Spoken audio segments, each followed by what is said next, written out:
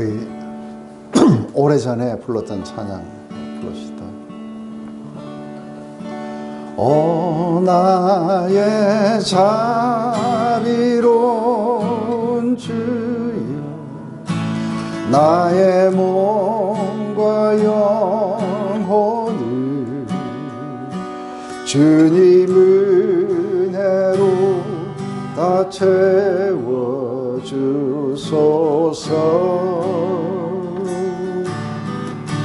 이 세상 괴로움 걱정 근심 주여 받아주시고, 험한 세상에서 인도하소서.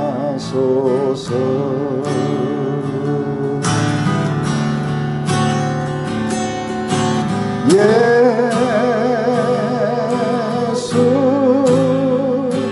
오 예수,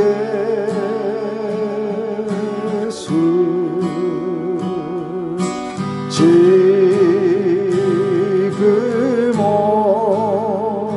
오셔서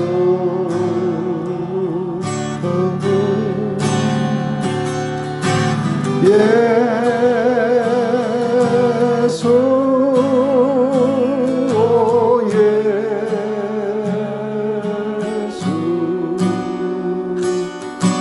채워주소서.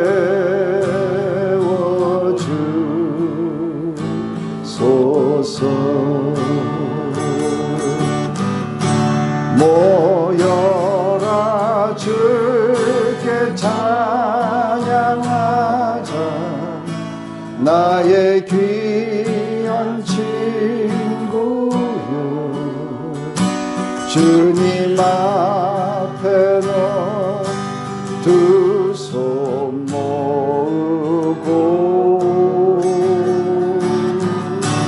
오 너의 슬픈 세상 눈물, 너의 쌓인 아픔을 십자가 앞에 너 모두 버리고,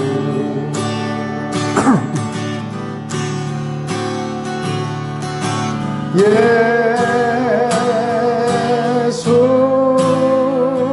오 예수, 지금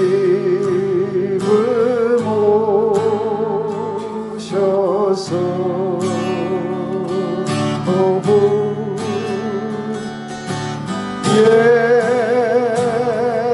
예수, 오 예수,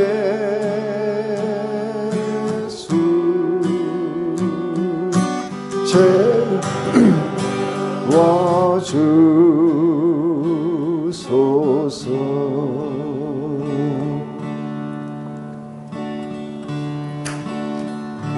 Oh, let the Son of God enfold you with His Spirit and His love.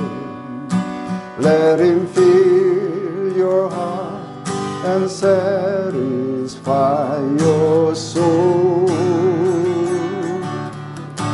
Oh, let Him have the things that hold you, and His Spirit like a dove will descend upon your life and make you whole.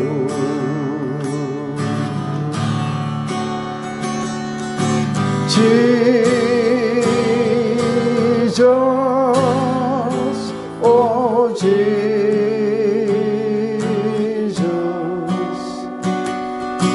come and fill your land. Jesus, oh Jesus,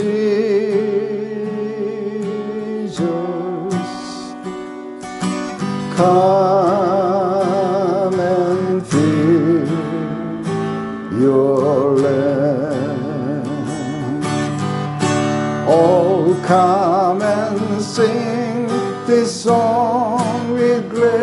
this, as your hearts are filled with joy, lift your hands in sweet surrender to His name.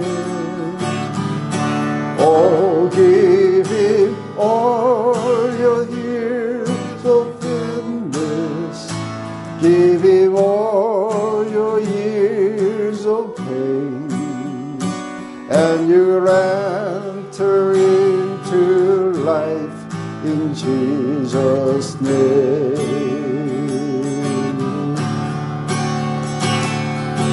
Jesus, oh Jesus,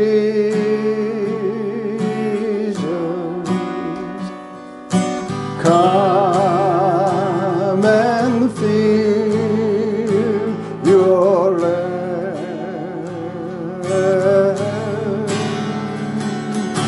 Jesus,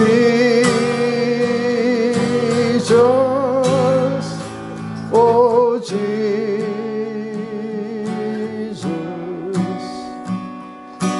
come and fill your land. Oh, let the Son of God enfold you with His Spirit and His love. Let Him fill your heart and satisfy your soul. Oh, let Him have the things that hold you, and it's hidden like a dove will descend upon your life and make you whole.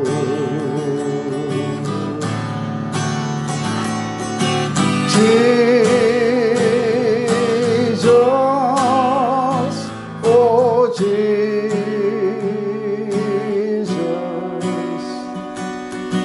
come and fill your land.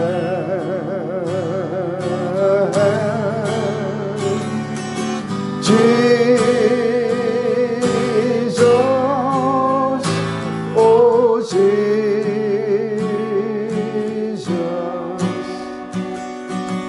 come and fill your land.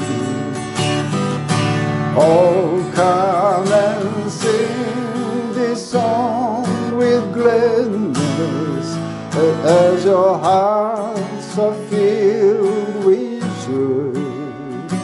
Lift your hands with sweet surrender to His name. Oh, give Him all your tears and sadness, give Him all your years of pain, and you will enter into life in Jesus' name.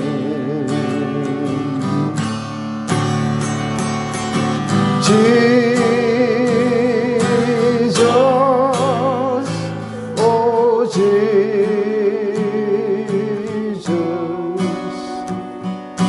come and fill your land.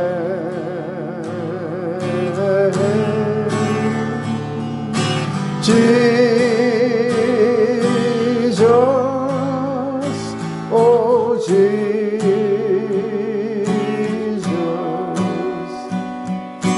come and fill your land.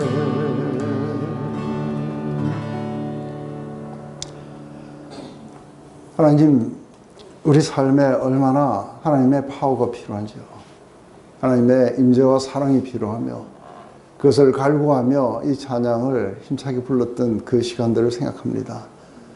하나님, 다시 한번 우리를 충만하게 채우시고 다시 한번 우리를 통해서 당신의 그 다 하지 못했던 사역들을 다 이뤄갈 수 있도록 우리를 당신으로 채워주시옵소서.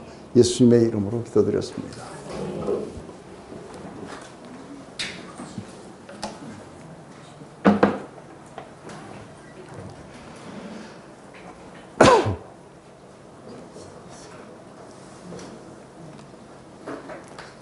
네, 이게 참 우리 이 찬양이 비냐드 무브먼트를 그렇게 이렇게 했던 아주 원동력이 되는 찬양이었죠. 1980년에 우리 파사데나의 존 인버 목사님이 이걸 하고, 그러면서 그때 플러 신학교에 있던 몇몇 그 교수님들과 함께 같이 이 운동이 시작이 돼서 아주 굉장한 성령의 운동이 전 세계를 휘덮었고, 그리고 특히 이제 우리가 제일 혜택을 많이 본 데가 이게 캐나다였어요. 그래갖고 캐나다 동부가 아주 굉장히 뜨거워지는 그런 역사가 일어났던 거죠.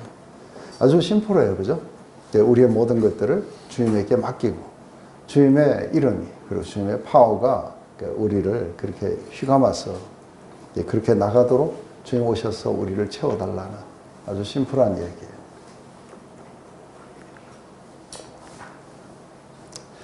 이제 사도행전을 이렇게 보게 되면 제일 먼저 이제 1장에 어떤 교회가 탄생할 이렇게 준비를 하고 예수님이 이렇게 승천을 하세요. 승천하시면서 간곡하게 당부하신 이야기는 너희들 힘으로 할 수 없는 일이니 기다리라. 그래서 이들은 그 성에 이렇게 유하게 됐어요.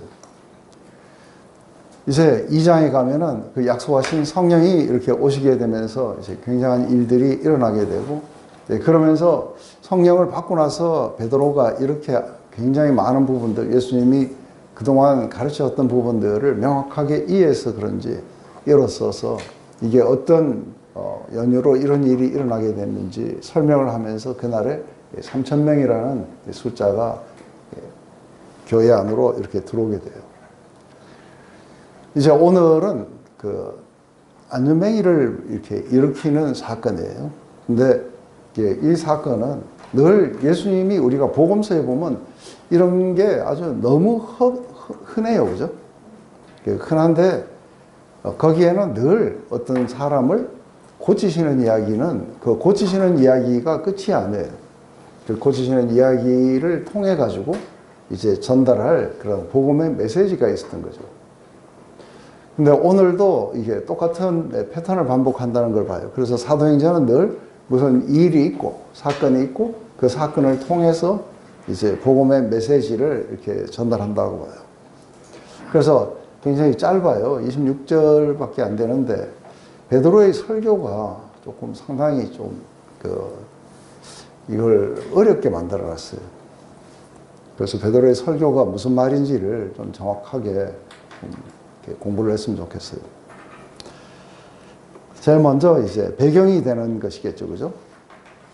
제9시 기도 시간에 베드로와 요한이 성전에 올라갈새 나면서 못 걷게 된 이를 사람들이 메고 오니 이는 성전에 들어가는 사람에게 구걸하기 위하여 날마다 미문이라는 성전문에 두는 자라.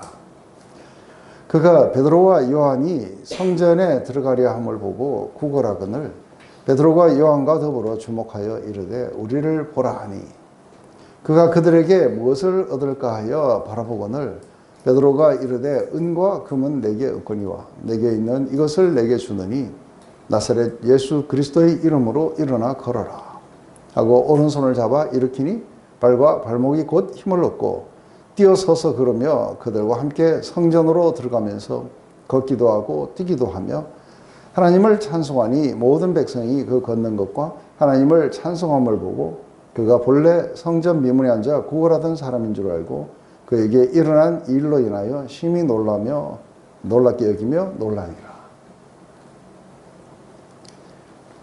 이게 베드로와 요한, 다른 제자들은 어디 있는지 모르는데 이게 베드로와 요한이 그 9시에 그래요. 그죠? 제 9시. 9시면은 이게 오후 3시예요. 그래서 늘 그 유대 시간을 하실 때 새벽 6시가 0시예요. 그러면은 거기다 플러스 9 하면은 5셋이죠. 그래서 그렇게 계산하시면 돼요. 네? 그 사람들은 하루가 언제 시작하느냐면은 해가 지면서 시작해요. 그래서 그때가 또 0시예요. 그래서 밤이 그렇게 시작이 돼갖고 와가지고 해가 뜨면은 또 0시부터 또 시작하고, 네, 그렇게 해요. 왜 그러는지 나타냐고 총리한테 한번 연락해 보세요. 근데 이 구시는 이렇게 경건한 유대인들이 하루에 3번 이렇게 성전에 기도하러 이렇게 올라가기도 하고, 그럴 때에 정해진 시간이었는데, 이 구시는 또 우리 주님이 돌아가신 시간이기도 하고 그렇죠. 왜 두 사람만 갔는지는 모르겠지만 베드로와 요한이 성전에 올라갈세 그래요. 그래서 이 두 사람은 원래 갈릴리 사람이에요. 그래서 아마 이게 기도하는 게 습관은 되진 않았을 거예요. 그런데 뭔가가 기도하러 이렇게 올라가는 이 과정에서는 베드로의 마음 안에는 어떤 정해진 시간에 내가 기도를 해야겠다 뭘 했다는 그 생각이 베드로의 그걸 가득 차고 있었을까 했을 때 베드로는 그러지 않았을 거라 봐요. 왜냐하면 베드로의 마음을 온통 사로잡고 있는 것은 그냥 뭐 정해진 시간에 내가 가서 기도해야겠다 하는 게 아니라 성령을 받았어요. 그죠? 어디에서나 하나님과 교통할 수 있고 이렇기 때문에 구시라는 이런 것이 이렇게 그렇게 중요하지는 않아요. 그럼에도 왜 올라갔을까 했을 때 이렇게 바로 전에 뭐가 있었냐면은 지금 자기가 한번 이렇게 그 설교를 하고 그리고 사람들에게 복음을 전하니까 3,000명이 들어왔어요. 그죠? 그래서 사람들이 가장 많이 모이는 곳이 어디냐면 이게 성전이에요. 그죠? 구시가 되면은 성전에서 사람들이 많이 모이기 때문에 그래서 사도 바울도 늘 보면은 시골을 안 가고 항상 대도시를 이렇게 공략을 했어요. 거기에 사람이 많기 때문에 그래서 그렇게 공략했던 것처럼 아마 이 구시에 가면은 많은 사람들을 만나고 어쩌면은 복음을 전할 수 있는 찬스가 있지 않았을까.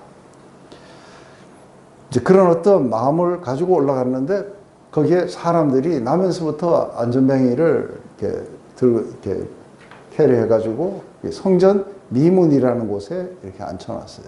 그래서 우리 성전 미문이 뭐냐 했을 때 성전 미문은 요거예요. 여기가 지금 이제 진짜 이렇게 성전이에요. 홀리 오브 홀리. 그리고 여기 지금 이스라엘 뜰인데 이거는 남자들만 들어갈 수 있고 그리고 이제 여기는 여인의 뜰이에요. 이 밖에는 전부 이방인의 뜰이에요. 그래서 이방인의 뜰에서 여인의 뜰로 들어가는. 그래서 예수님이 주로 많이 가르치신 곳은 어디냐면 요 여인의 뜰이에요. 왜냐하면 여기에는 여자들도 아이들도 올 수 있기 때문에 여기에서 많이 가르치셨죠. 여기 들어가는 이 문이 미문이에요. 뷰티풀이라는 문이에요.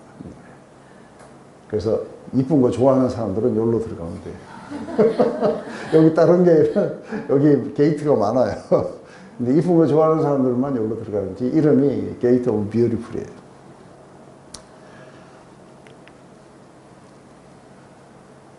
근데 이 사람이 나중에 보면 40몇 살이에요. 40몇 살이면 요번에 새로 개업한 사람은 아니에요. 굉장히 오랫동안 이 사람은 여기에서 구걸을 했을 거라 봐요. 그럼 우리가 개수할 수 있는 것 중에 하나가 뭐냐면 예수님을 어쩌면 만나봤을 수도 있어요. 근데 거기에서 봉사나 이런 사람은 고쳐주셨는데 안전뱅이는 안 고쳐주셨어요. 분명히 지나다니면서 이 사람을 왜냐하면 이 사람이 앉는 데가 딱 그 자리이기 때문에 딴 데 이렇게 하면은 이렇게 모른 채 서로 엇갈려 지나갈 수 있는데 예수님이 여인의 뜰에서 가르치시고 이런 게 있었기 때문에 가늠한 여인을 데리고 온 것도 거기에요. 그러니까 들어가는 그 문 앞을 필히 통과해서 들어가야 돼요. 그렇다면은 거기에 이 사람이 앉아서 구걸하는 걸 보고 예수님은 왜 안 고쳐주셨을까 했을 때 항상 또 다른 어떤 계획이 있으셨겠죠. 그것은 바로 제자들을 통해서 이 사람을 고쳐주면서 뭔가 하나님 나라의 확장을 위해서 아마 남겨뒀을 수도 있어요. 그래서 그가 베드로와 요한이 성전에 들어가려 함을 보고 구걸하거늘. 이 사람은 늘 하던 대로 이제 구걸하는데, 이 사람은 어떻게 본다면 상당히 머리가 좋기도 하고, 또 어떻게 본다면은 사람들의 경건한 마음을 이용하기도 했어요. 그죠?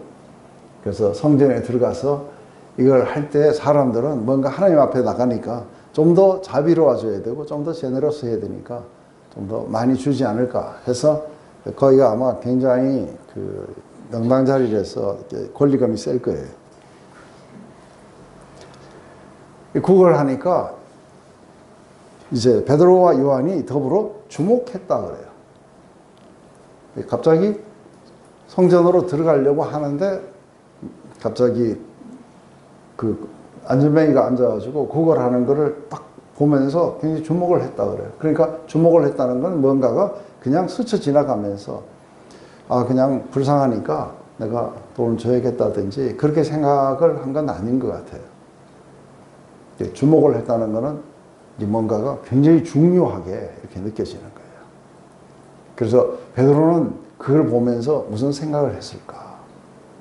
했을 때 늘 예수님도 그래요. 그죠? 예수님도 병 고치는 것이 늘 최종적인 목적은 아니었어요. 이걸 통해서 그 모든 이스라엘 사람들에게 아주 큰 가르침을 주려고 했던 걸 베드로가 다니면서 늘 봤어요. 그죠? 오늘 이 사람을 만나면서 주목해서 본 거예요. 그래서 주목해서 봤을 때 우리가 생각하는 거하고는 상당히 많이 다른 목적으로 이렇게 주목을 한 거예요. 우리는 지나다니면서 그런 사람을 보면 이 사람에게 돈을 줘야 되는지 말아야 되는지를 생각을 할 수밖에 없어요.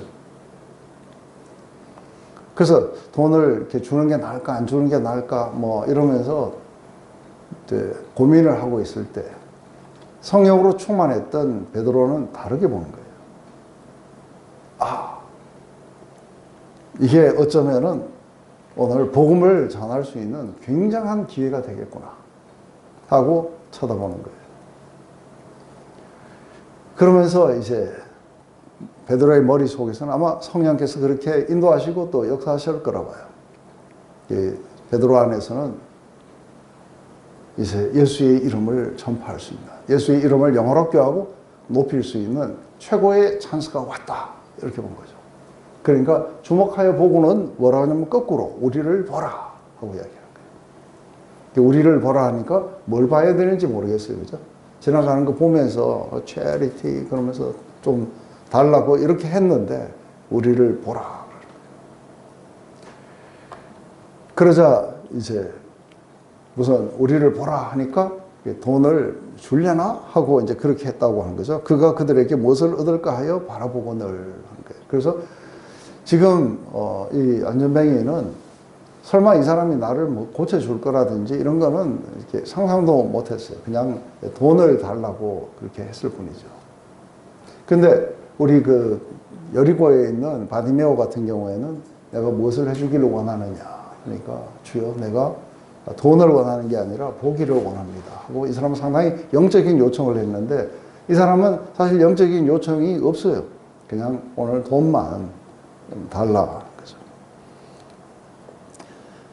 이제 이 사람의 그걸 보면서 베드로가 이르되 은과 금은 내게 없으나 없거니와 그래요. 그래서 내게 돈은 없다. 그렇지만 내게 있는 것으로 바로 이렇게 나오지 않아요? 나사렛 예수의 이름으로 일어나라 그렇게 말하는 게 아니라 내게 있는 이것을 내게 주노니 그래요. 내게 있는 이것 이게 뭘까 하는 거예요. 내게 있는 이것을 너에게 주노니. 그러면서 곧바로 이제 그게 뭔지를 밝히는데 나사렛 예수 그리스도의 이름으로 일어나 걸어라 하고 이야기했어요. 근데 이게 걸어라 하는 게 내게 있는 것이 너에게 주는 건 아닐 거라 봐요. 여러분들은 이게 뭔 것 같아요? 내게 있는 것을 너에게 주노니.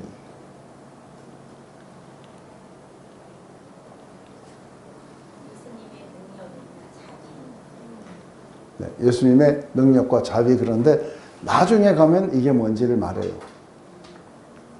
나중에 가면은 예수님의 이름이 아니에요. 내게 있는 것을 너에게 주노니 했는 이 준 건 뭐였느냐면 그 예수님의 이름은 자기만 가지고 있는 게 아니에요. 그죠? 그것은 예수님의 이름은 예수님 거예요. 근데 베드로가 가지고 있는 건 뭐예요? 예수님의 이름을 믿는 믿음이에요.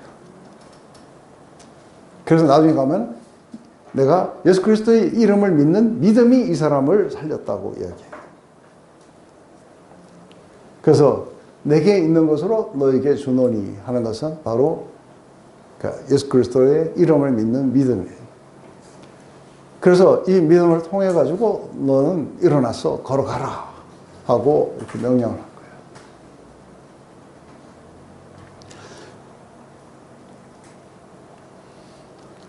그러면서 이제 오른손을 잡아 일으켰다고 그래요. 오른손을 잡아서 일으켰다. 근데 이제 늘 우리가 이렇게 그런 어떤 믿음에 휩싸이지 않으면은 이게 잘 안 돼요. 우리가 기도는 해줄 수는 있어요. 그죠? 그러면서 우리 믿음이, 의심이 어떻게 나타나냐면 하나님, 현의 자매가 이렇게 아픕니다. 하나님 이렇게 주시옵소서. 그러지 누가 가서 손을 붙잡고 내게 있는 거 너에게 주노니 예수 그리스도의 이름으로 일어나서 걸어라 하고 손을 꽉 잡아갖고 끌어갖고 안 일어나면 어떻게 해요? 그 사람도 늘 그걸 걱정하면서 그걸 못하게 되겠죠. 그죠? 그런데 성령 충만이라는 것은 그때 그 뒤에 당하는 수치나 이런 건 생각할 여유가 없어요. 왜냐하면은 이게 full of faith예요. 아주 믿음으로 가득 차 있기 때문에 안 되는 것 같은 경우에는 생각한다는 자체가 완전한 믿음이 아닌 거예요. 어쩌면 안 될지도 모르겠다는 의심이 들어가 있기 때문에 사실 안 일어날 거예요. 이제 이게 이제 일으킨 이야기고 아주 간단해요. 그런데 한때 이제 중세에 이제 교황이 이런 이야기를 한 적이 있어요. 우리는 이제 온 세상에 줄 수 있는 은과 금이 있다고. 그렇게 이야기하니까 옆에 있는 수도성이 그러는 거예요. 그런데 예수 이름으로 일어나서 걸으라는 믿음은 없다고. 교회가 이런 어떤 영적인 그런 것을 주지는 못하지만 교회가 나는 이렇게 가난한 자들을 돕고 이럴 만큼 돈들은 많이 있는 교회가 많아요. 그래서 주로 이 사역이 주로 어떻게 되냐면 그런 어떤 예수 그리스도의 이름을 전하지는 못하지만 가서 부지런히 그러니까 뭐 빵 공장도 세워주고 뭐 여러 가지 그런 실제로 그 사람들의 삶을 개선시키려고 하는 이런 사역들은 많이 하는데 실제로 굉장히 오랜 시간이 지났지만 예수 그리스도의 이름을 믿는 믿음이 뭔지는 전하지 못하는 경우들이 상당하게 될 거라 봐요. 그리고 아주 과감하게 조금도 의심이 없는 거예요. 그죠? 의심이 없이 그 사람의 오른손을 잡아서 일으키니까 갑자기 이 사람 안에 이제 발목에 힘을 얻기 시작하고 발에 힘을 얻기 시작하고 이제 일어나서 갈수록 점점 더 강해졌겠죠. 그러면서 걷고 뛰고 그리고 하나님을 찬송했다 그래요. 이제 이것은 하나의 일으킨 그거였는데 베드로가 왜 이걸 일으켰을까 했을 때 이 사람이 불쌍해서 일으킨 건 아니에요. 베드로 안에 굉장히 중요한 건 뭐예요? 베드로 안에 굉장히 중요했는 것은 예수 그리스도의 이름을 전파할 수 있는 아주 최고의 어떤 그 환경들이 만들어지고 있는 거예요. 그게 뭐냐면 사람들이 갑자기 턱이 떨어져야 돼요. 하고. 그러니까 모든 백성이 그 걷는 것과 하나님을 찬송을 보고 그가 본래 성전 미문에 앉아 구걸하는 사람인 줄 알고 그에게 일어나는 일로 인하여 심히 놀라며 놀랍게 여기며 놀라니라. 그러니까 놀라고 또 놀랬다는 거예요. 이제 이 마음들이 어떻게 준비가 됐겠어요? 사람들의 마음이 어떻게 준비가 됐냐면 이게 오늘 자기들은 이게 하나님의 것을 봤는데 얼마 전에 예수라는 자가 와서 이렇게 하는 걸 봤는데 이제는 그의 제자들 중에 하나가 나와가지고 이 기적과 표적을 갖다가 일으키고 있는 거예요. 그러니까 사람들이 그렇잖아요. 그걸 이렇게 만드는 어떤 최고의 스승은 그런 걸 할 수 있다고 치는데 그 사람은 돌을 많이 닦아갖고, 그런데 제자들이 막 그렇게 하기 시작할 때는 그런 사람들이 굉장하게 이렇게 느껴지겠죠. 이게 이제 베드로가 노렸고 아마 성령께서도 이런 어떤 환경을 만드시기 때문에 앞으로도 이 사도행전이 진행되어 갈 때 늘 뭐가 먼저 이렇게 가느냐면 사람들의 마음을 준비시키는 이 기적과 그 뒤에 따라오는 복음의 선포, 이 두 개가 함께 같이 늘 가면서 사람들의 마음을 경외심으로 가득 차도록 준비시키고, 그리고 이제 이렇게 이걸 일으킨 사람이 하는 말은 그 메시지가 어디서 온다고 보는 거예요? 하나님께로부터 온다고 보는 거예요. 신적인 어떤 메시지다 하고 마음을 이렇게 준비시킬 수 있도록 이렇게 해주는 거라고 봐요. 이게 이제 바로 그렇게 된 것이겠죠.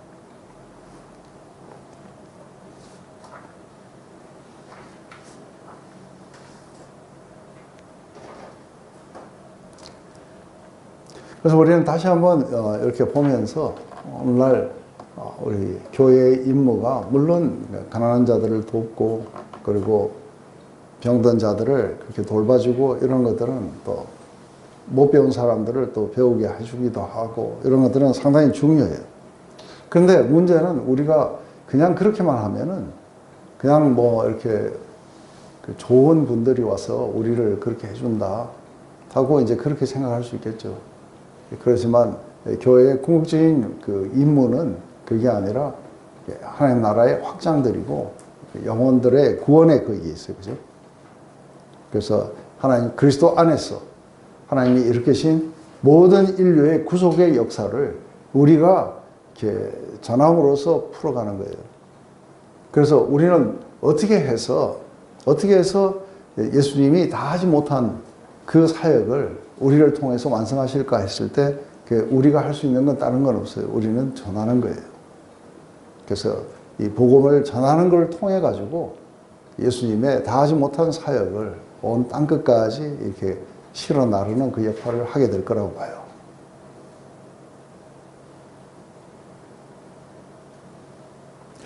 여기서 보면은 이게 안전뱅이의 믿음이 아니었어요. 그죠? 이거는 사도들의 믿음이었어요. 근데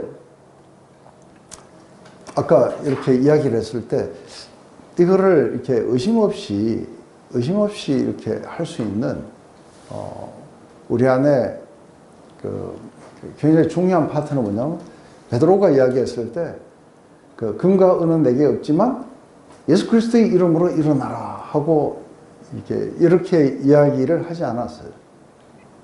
내게 있는 거라고 해요. 그러니까 그 예수 그리스도의 이름의 파워가 자기를 뭔가 이렇게 치유하고 자기를 변화시키는 그 파워가 있다는 것을 이렇게 맛봐야 돼요.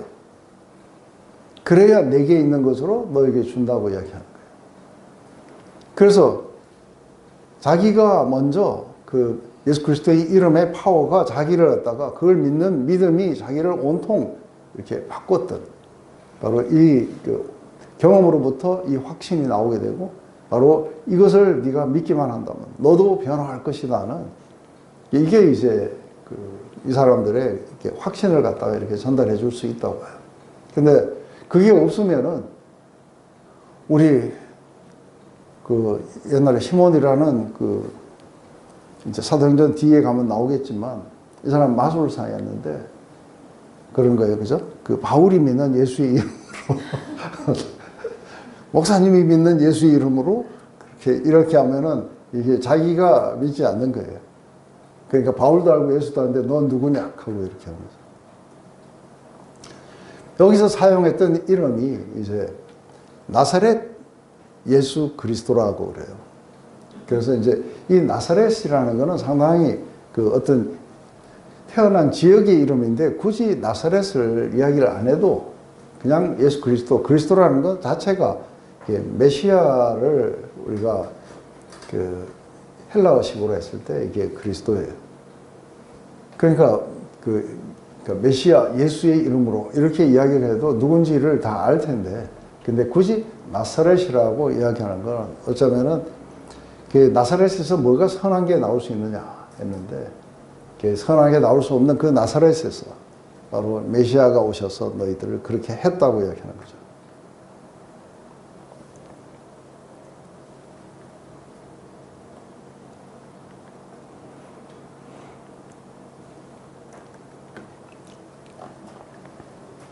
이제 나은 사람이 베드로와 요한을 붙잡으니 모든 백성이 크게 놀라며 달려나가 솔로몬의 행각이라 불리는 행각에 모이거늘 베드로가 이것을 보고 백성에게 말하되 이스라엘 사람들아 이 일을 왜 놀랍게 여기느냐. 우리 개인의 권능과 경건으로 이 사람을 걷게 한 것처럼 왜 우리를 주목하느냐. 아브라함과 이삭과 야곱의 하나님 곧 우리 조상의 하나님이 그의 종 예수를 영화롭게 하셨느니라. 너희가 그를 넘겨주고 빌라도가 놓아주기를 결의한 것을 너희가 그 앞에서 거부하였으니 너희가 거룩하고 의로운 일을 거부하고 도리어 살인한 사람을 놓아주기를 구하여 생명의 주를 죽였도다. 그러나 하나님이 죽은 자 가운데서 그를 살리셨으니 우리가 이 일의 증인이라. 그 이름을 믿음으로 그 이름이 너희가 보고 아는 이 사람을 성하게 하였나니 예수로 말미암아 난 믿음이 너희 모든 사람 앞에서 이같이 완전히 낫게 하였느니라. 지금 이제 이야기의 이 초점은 아주 이렇게 간단한데 여기에서 베드로가 굉장히 예수님의 이름을 여러 가지를 사용해요. 근데 여러 가지 사용할 때 그냥 나온 게 아니고 사실 굉장히 이스라엘 사람들에게는 뭔가 메시아, 이분이 메시아였음을 갖다가 각인시켜 줄 수 있는 그 이름들이 이렇게 지속적으로 나오는 걸 봐요. 그래서 제일 먼저 우리가 솔로몬 행각 하면은 솔로몬 행각은 뭘 말하냐면 아까 우리가 봤던 이게 성전이고 이게 전체가 성전인데 여기는 이제 나머지는 전부 이방인들이기 때문에 사람들이 상당히 많이 있어요. 그죠?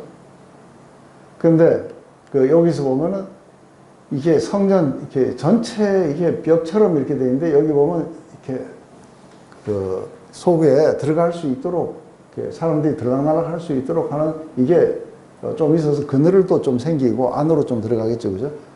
그래서 사람들이 이제 여기가 홀리하고 홀리면은 미문이 여기 있어요. 그죠? 그래서 여기에서 막 사람이 뛰고 걷고 막 하나님을 찬양하고 하니까 사람들이 확 몰려갖고 이 솔로몬 행각으로 지금 데려가서 이제 이야기를 이렇게 나누고 있는 거예요.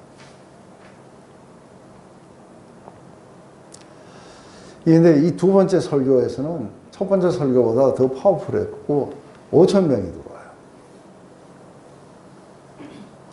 그래서 나은 사람이 베드로와 요한을 이렇게 붙잡으니 모든 백성이 아주 크게 놀랐다 그래요. 그래서 놀라며 달려나가 아마 성전 안에 있던 사람도 나왔는지 솔로몬의 행각이라 불리는 행각에 모이거늘. 이제 베드로가 이 사람들이 이렇게 모여갖고 드디어 이제 할 말이 있는 거예요. 이스라엘 사람들아 이 일을 왜 놀랍게 여기느냐 하는 것과 이제 또 한 가지는 뭐예요? 이게 왜 이게 놀랍게 여기느냐 했을 때 이게 놀랍게 여길 일이 아니다 하고 이야기해 주는 거죠. 그러면서 뭐라냐면 우리 개인의 권능과 경건으로 이 사람을 걷게 하는 것처럼 왜 우리를 주목하느냐. 많은 사람들은 하나님을 의존하기보다도 개인의 어떤 지혜나 파워나 아니면 어쩌면은 자기가 굉장히 경건하게 살았으니까 이런 어떤 파워가 다른 사람에게 이렇게 전달될 것이라고 이렇게 생각해요. 근데 사실은 이게 보면은 약간 덜 된 사람들, 인격적으로 그렇게 아주 성숙하지 않은 사람에게도 이런 파워가 많이 나타나는 걸 봐요. 이것은 그 파워가 힘이 큰 것이 우리에게 있지 않고 바로 예수 그리스도에게 있다는 것을 보여주기 위해서 때로는 좀 못난 사람들, 그런 사람들을 통해서 이렇게 하나님이 역사하시기도 하고 그럴 거라 봐요. 그래서 이거는 우리 개인의 권능이나 경건이 아니다. 근데 실제로 많은 사람들은 개인의 힘과 경건을 되게 믿어요. 그래서 내가 40일 새벽 기도를 하고 나서 충만해갖고 내가 팍 하면 뭔가 될 것 같다든지 그건 아니라는 거죠. 우리의 경건이나 우리의 능력, 이거하고는 아무 관계가 없는 것이다. 이러면서 이제 그 하나님을 부를 때에 사용했던 이름들, 그리고 예수님을 부를 때 사용했던 이름들, 이런 것들은 굉장히 많은 의미를 줘요. 제일 먼저 뭐라고 하느냐면 아브라함과 이삭과 야곱의 하나님. 그러니까 아브라함과 이삭과 야곱의 하나님 그러면은 이게 뭐를 의미하는가 했을 때 우리 조상의 하나님이기도 하지만 언약의 하나님이에요. 그래서 우리의 언약의 하나님. 이게 지금 이스라엘 사람들은 모두가 다 그 언약의 하나님을 아브라함과 이삭과 야곱의 하나님을 섬기고 있어요. 그 하나님이 그의 종 예수를 그래요. 그의 아들 예수를 안 그러고 그의 종이라고 하는 표현을 써요. 그래서 왜 종이라는 표현을 썼을까? 이것도 이제 여러분들이 이제 성경을 볼 때에 이제 다시 한번 왜 이 종이라고 했는지, 그리고 이 예수를 영어롭게 하셨느니라. 그래서 그래서 그 언약의 하나님이 종을 보내셨다 하는 이야기를 할 때 제일 먼저 우리가 알 수 있는 것은 우리가 이사야서 42장부터 우리 53장까지에 나오는 모든 이야기들이 뭐냐면 종의 노래예요. 하나님이 그 종을 보내셨어. 그래서 제일 먼저 나오는 게 고레스를 자기 종이라고 그래요. 그래서 이 고레스가 한 역할이 뭐냐면 고레스는 페르시아 초대왕이에요. 바벨론을 무너뜨리고 그리고 이 백성들에게 고토로 돌아가라고 그렇게 칙령을 내렸던 왕이에요. 그래서 사실은 하나님에 의해서 이렇게 자기 백성들을 해방하는데 사용했던 종이라고 하는 거죠. 근데 이건 누구를 표현하냐면 영적으로 바뀌면 누구예요? 예수님이에요. 그런데 그래서 이제 이 종에 관한 이야기들이 계속해서 나와요. 내가 기뻐하는 종하고 이제 계속해서 나오다가 이 종이 점점 51장, 2장, 3장으로 가면은 고난의 종으로 바뀌어요. 그래서 굉장히 고난을 받고 그 고난을 통해 가지고 마침내 그 종이 자기가 수고함으로써 많은 사람들을 그렇게 구원으로 이끈 것을 만족하고 있는 그런 표현을 하면서 이렇게 끝이 나게 돼요. 그래서 이제 그분의 종, 우리 조상의 하나님, 언약의 하나님. 그래서 언약의 하나님이 이런 종을 보내 주시겠다고 약속하신 거예요. 근데 그 종이 와서 이제 그 일들을 한 거예요. 그래서 사실은 그 종을 이렇게 영화롭게 하셨다. 하늘에 오르게 하셨고, 이제 그 부활하고, 그리고 승천하셔서 지금 이런 어떤 일을 일으킬 수 있도록 영화롭게 해주셨는 것이다. 그러면서 너희가 그를 넘겨주고 빌라도가 놓아주기를 결의한 것을 너는 그의 앞에 거부하였으니. 지금 그러니까 정확하게 이 사람들이 한 건 아니에요. 이 사람들이 한 건 아니고 종교 지도자들이 한 거예요. 이 사람들은 경건한 순례객들이었어요. 그렇지만 이 사람들도 모두가 다 그 현장에 있었어요. 근데 현장에 없는 사람들도 똑같은 게 뭐냐면 이 사람들도 사실은 그 예수님을 믿지 않았어요. 그리고 어쩌면은 근육들 속에서 십자가에 못 박으소서 하고 소리쳤던 사람 중에 한 사람일 수도 있어요. 근데 소리쳤던 안 쳤던 그건 중요하지 않아요. 왜냐하면은 예수님을 여전히 거부하고 있는 사람들은 다 거기에 동참하는 거죠. 근데 빌라도는 놓아주기를 결의했어요. 그래서 5번이나 이 사람은 죄가 없다고 이야기를 해요. 그래서 놓아주려고 그렇게 결의를 했는데 끝까지 그렇게 하지 못하도록 했다는 거예요. 그래서 지금 뭐냐면 우리 조상의 하나님, 언약의 하나님이 그 종을 보냈는데 너희들은 그것을 죽이기 위해서 빌라도에게 계속해서 요청을 했고, 그리고 빌라도는 이 사람이 무죄라고 놓아주려고 했는데, 그런데 너희들은 끝까지 이를 넘겨주었다는 거예요. 그 이야기는 도대체 이제 빌라도에게 넘겨준 이야기는 어떻게 해석될 수 있느냐 하면, 너희가 거룩하고 의로운 일을 거부하고 도리어 살인한 사람을 놓아주기를 구하여 생명의 주를 죽였도다. 이게 이제 사람들의 가슴에 확 이렇게 찔림을 갖도록 이렇게 만드는 부분이 뭐냐 하면은, 그러니까 거룩하고 의로우니, 그래서 이게 우리가 거룩한 종 했을 때 이제 우리 시편 16편에 이게 거룩한 일을 썩임을 당치 않게 할 것이다. 그래서 이것은 메시아를 이렇게 표현했어요. 의롭다는 건 죄가 없다는 거예요. 죄가 없는 이 메시아를 거부했다는 거예요. 그리고 도리어 살인한 사람을 놓아주기를 구했다. 바라바는 실제로 살인한 사람이에요. 그래서 의로운 사람은 죽이고, 그리고 죄인은 살려주고, 이 짓을 너희가 했다고 이야기하는 거예요. 그래서 하나님이 보내주신 이 거룩한 그분의 종 예수는 그렇게 넘겨주고, 오히려 너희들은 실제로 살인했는 죄인을 갖다가 풀어주고 이 짓을 했다. 그래서 살인한 자는 살려주고 너희들에게 생명을 주는, 생명의 주는 죽였다는 거예요. 이제 이런 것들로 인해 갖고 마음에 이제 제일 먼저 이게 중요한 게 뭐냐면, 정확하게 지금 베드로는 마치 그 구약의 선지자처럼 이야기하고 있어요. 근데 이 선지자가 나중에 가면 이제 부드럽게 뭔가 소망을 주는 이야기들로 끝나면서 많은 사람들이 들어오게 될 거예요. 그래서 이 아이러니를 너희가 범했다. 그래서 살인자는 살려주고 너희들에게 생명을 주는 자는 죽이고, 그러나 하나님이 죽은 자 가운데서 그를 살리셨으니, 하나님이 너희들이 죽인 생명의 주를 죽은 자 가운데서 다시 살리셨으니 우리가 그분의 부활에 대한 우리들의 증인이다. 그래서 이제 영어롭게 부활 승천하신 그분을 믿는 이제 믿음이 얼만큼 중요한 건가에 대해서 이야기를 해요. 그 이름을 믿음으로 그 이름이 너희가 보고하는 이 사람을 성하게 하였나니,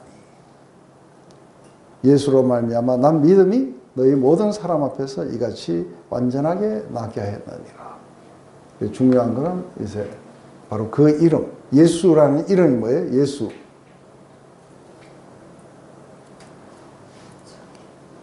예수라는 그 이름은 여호수아, 구약에서는 여호수아예요. 그게 뭐냐면 하나님이 구원하신다, 아니면 하나님의 구원, 이런 의미가 예수예요. 그래서 이렇게 예수, 또 아이사야, 이 아이사야도 하나님이 우리의 구원이시다, 이런 것들도 많아요. 그래서 하나님의 구원이신 바로 예수 그리스도를 믿는 믿음이 이 사람을 성하게 했다.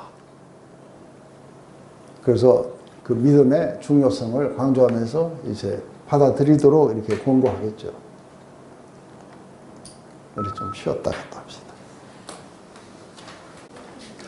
사람들 보고 왜 이렇게 놀라느냐 하고 이야기했을 때, 사실은 우리하고는 좀 다른 게, 이스라엘이 처음 생성될 때부터 시작해갖고 계속해서 이런 기적의 연속이에요. 어느 때나 뭔가 하나님의 그런 역사가 안 나타난 때가 없었고, 불과 얼마 전만 해도 예수님으로 인해 가지고 굉장히 많은 병자들이 낫고 하는 이런 거를 이들은 늘 듣고 이렇게 목격했고 그랬어요. 그런데 오늘 그 제자인 평범한, 이제 베드로는 신이라고 안 그래요, 그죠? 평범한 어떤 그 제자에 의해서 이게 일어났는데, 그거 이야기는 여호수아에 의해서도 일어날 수 있고 모세에 의해서도 얼마든지 일어날 수 있는 거예요. 그렇지만 그 모든 것이 전부 하나님의 역사라는 걸 다 알고 있어요. 그러니 우리를 주목하지 말고 이제는 예수의 이름을 주목해야 된다. 우리 조상의 하나님, 그 언약의 하나님이 바로 이 일을 행하셨고, 누구를 통해서 했냐면 바로 그의 종 예수 그리스도다. 그래서 그 종이라고 이야기할 때 이게 헬라어 단어가 파이다인데, 이건 뭐냐면 대사를 말하는 거예요. 누구를 대신해서 나와서 그 일을 한다. 우리가 어느 나라에 대사로 갔다 이러면은 이 정부를 대신해서, 나라를 대신해서 가서 일하는 사람들. 그걸 갖다가 이제 종이라는 단어를 써요. 그래서 하나님을 섬기러 왔는 종이다. 그래서 우리 보면은 우리 아까 이야기했듯이 내가 붙드는 나의 종, 내가 마음에 기뻐하는 자, 곧 내가 택한 사람을 보라. 내가 나의 영을 그에게 주었은즉 그가 이방에 정의를 베풀리라 하면서 나의 종 하는데, 이게 53장에 바로 그 종이 멸시를 받고 강고를 겪고 질고를 알고, 그러면서 아무도 그를 귀히 여기지 않았는데 그는 실로 우리의 질고를 지고 우리의 슬픔을 당하였거늘 우리는 생각하기를 그는 징벌을 받아 하나님께 맞으며 고난을 당한다 하였노라. 그가 찔림은 우리의 허물 때문이요 그가 상함은 우리의 죄악 때문이라. 그가 징계를 받음으로 우리는 평안을 누리고 그가 채찍에 맞음으로 우리가 나음을 받았도다. 우리는 다 양 같아서 그릇 행하여 제갈 길을 왔지만 여호와께서는 우리 모두의 죄악을 그에게 담당시키셨도다. 그가 누구냐 하면 바로 나의 의로운 종이라고 이야기를 해요. 그래서 그가 자기 영혼에 수고한 것을 보고 만족하게 일 것이니라. 나의 의로운 종이, 아까 보면은 그 의로움, 그게 나왔어요. 그죠? 자기 지식으로 많은 사람을 의롭게 하며 또 그들의 죄악을 친히 담당하리로다. 그래서 그러므로 내가 그에게 존귀한 자와 함께 몫을 받게 하며 강한 자와 함께 탈취한 것을 나누게 하리니 이는 그가 자기 영혼을 버려 사망에 이르게 하며 범죄자 중 하나로 헤아림을 받았습니다. 그러나 그가 많은 사람의 죄를 담당하여 범죄자를 위하여 기도하였느니라. 이게 나의 의로운 종, 고난의 종, 그리고 내가 택한 종이라는 그 의미를 이야기합니다. 근데 마태복음에서 이제 이걸 갖다가 인용을 해요. 그러면서 이분이 바로 예수님이시다. 그래서 이렇게 이사야서를 통해 가지고 의로운 종, 나의 거룩한 자, 그리고 내 마음에 기뻐하는 그 종이 바로 이 일을 했다고 하는 걸 마태복음에서는 바로 예수님을 두고 한 말이었다고 이렇게 이야기를 하고 있어요.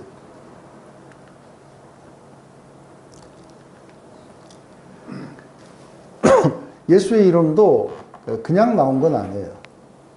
그냥 뭐 워낙에 예수가 많은데 그냥 예수라고 뭐 하는 건 아니고 이것도 하나님이 지어주셨어요. 그죠? 그래서 보면은 제일 먼저 요셉이 그 아내가 임신한 걸 보면서 조용히 끊고 자니까 두려워하지 말라고, 그 성령으로 된 것이다고 이야기하면서 이름을 예수라 하라고 이야기를 한 거예요. 성령으로 된 아이니 이름을 예수라 하라. 그 예수라는 게 뭐냐면 바로 자기 백성을 그들의 죄에서 구원할 자라고 하는 거죠. 그래서 예수, 그러면 하나님의 구원, 하나님이 구원하신다는 그런 의미니까 그가 바로 자기 백성들을 그들의 죄에서 구원할 자니라. 요 뒤에 나오는 거는 이게 마리아에게 한 거예요. 마리아에게 네가 잉태하여 아들을 낳으니 그 이름을 예수라 하라. 그러면서 그가 큰 자가 되고 지극히 높은 시에 아들이라 일컬 것이요 주 하나님께서 그 조상 다윗의 왕위를 그에게 주시리니 영원히 야곱의 집을 왕으로 다스릴 것이며 그 나라가 무궁하리로다. 그래서 지금 사무엘하 7장에서 약속했던 영원한 왕이, 영원한 나라, 그것을 갖다가 이어갈 자다. 이게 바로 하나님의 아들로서 오셔서 직접 그것을 다스리게 될 것이다. 그래서 이름이 예수다고 하는 거예요. 그래서 그냥 우리가 그 예수 이렇게 이야기하지만 여기에서는 이 예수라는 것은 어떤 의미를 가지고 있는지에 대해서 누가복음에서 잘 이야기하는 거죠. 여호수아는 하나님의 백성들의 원수를 다 물리치고 마침내 약속의 땅에 이렇게 들어오게 했어요. 그런데 거기 보면 이 여호수아가 죽는 날까지 그들은 하나님을 섬겼는데 여호수아가 죽고 나니까 이들은 이렇게 배반을 하기 시작해요. 근데 우리 주님은 그렇지 않다고 봐요. 굉장히 높은 벽들, 그리고 그 굉장한 무기들, 그리고 아주 큰 덩치, 이런 사람들을 다 격파하고 마침내 그렇게 승리를 거뒀어요.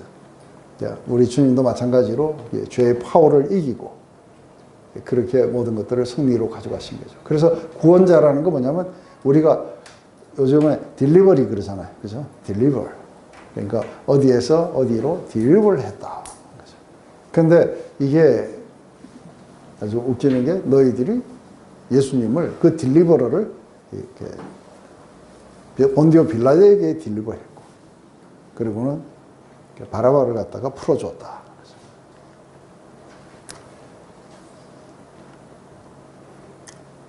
빌라도는 그래도 좀 정의감이 있었어요. 그죠? 그래서 5번이나 거부를 했고, 그 아내도 꿈 이야기를 하면서 건드리지 말라고 이야기를 했어요. 근데 끝끝내 이거를 죽여야 된다고 그렇게 했던 것은 바로 이들의 죄였다는 거예요. 너희들의 죄가 예수님을, 하나님이 보내신 하나님의 대사였고, 이 의로운 종을 너희가 죽였다.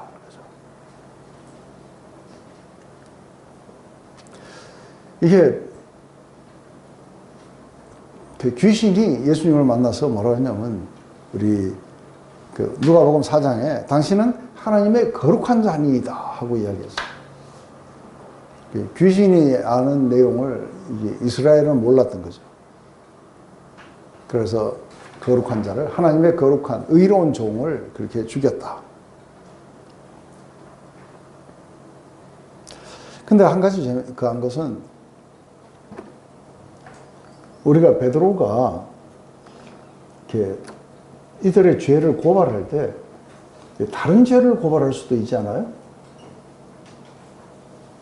네, 다른 죄들. 너희들이 얼마나 위선적이고, 너희들이 얼마나 거짓말 잘하고, 뒷담화도 얼마나 많이 까고, 그죠?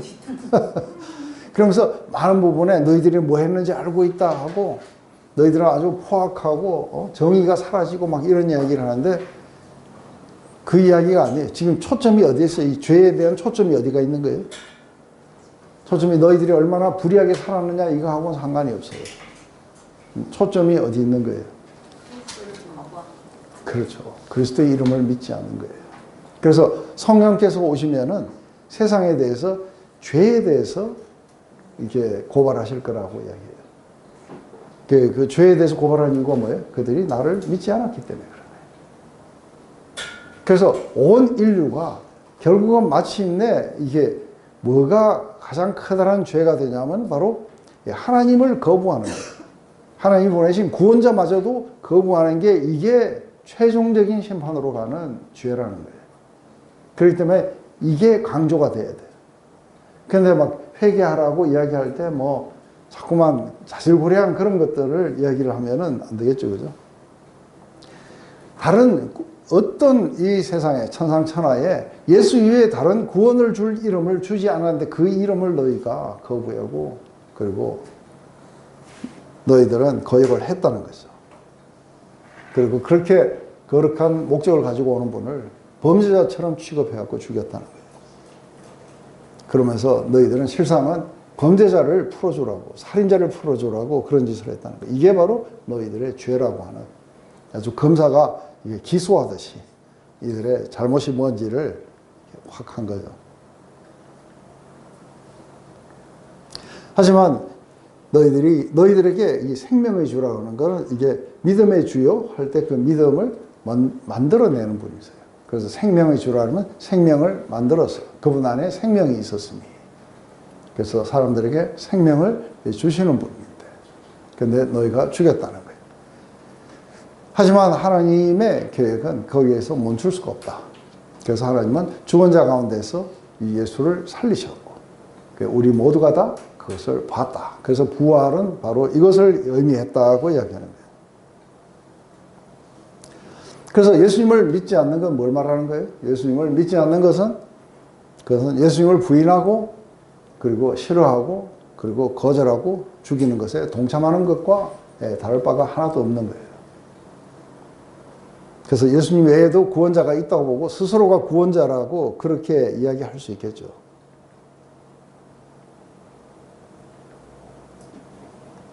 이제 이렇게 죄를 낱낱이 고하고 난 뒤에 갑자기 말이 굉장히 부드러워져요. 형제들아, 너희가 알지 못하여 그리하였으며 너희 관원들도 그리한 줄 아노라.